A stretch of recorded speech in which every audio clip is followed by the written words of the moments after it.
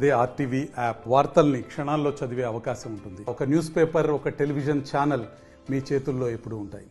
ప్రతి జాబ్ మేళాలో 10 నుంచి 15 కంపెనీలు మాత్రం పార్టిసిపేట్ అవుతాయి.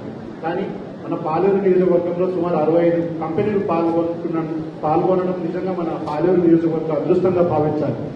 దీనికి అందరికీ కారణం మన రాష్ట్ర రెవెన్యూ శాఖ మంత్రి గారి ప్రత్యేక చొరవతోటే మనం ఈరోజు సుమారు 65 కంపెనీలు మన పాలేరు నియోజకవర్గంలో ఇక్కడికి వచ్చేసి ఈ నియోజకవర్గంలో యువకులు ఖాళీగా ఉండకూడదు, ఏదో ఒకటి ఉద్యోగం సాధించేసుకొని తన కాళ్ళ మీద తను నిలబడాలని ముందు కృత నిశ్చయంతో మన గౌరవ మంత్రివర్యులు ఆదేశించడంతో ఈ కార్యక్రమం ఏర్పాటు చేసుకోవడం జరిగింది.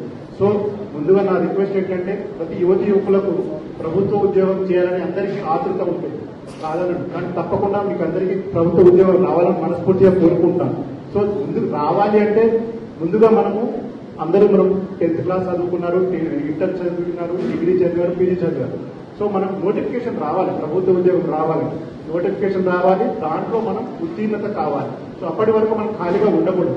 సో మనం ఎప్పుడు కూడా మన తల్లిదండ్రుల మీద ఆధారపడకుండా మన కాళ్ళ మీద నిలబడాలంటే మనం ఏదో ఒకటి మన అర్హతను బట్టి ఈ ప్రైవేట్ కంపెనీలో ఉద్యోగం చేసుకుంటూ మనం ఫర్దర్ కాంపిటేటివ్ ఎగ్జామ్ ప్రిపేర్ అయితే తప్పకుండా మనం సక్సెస్ అవుతాము.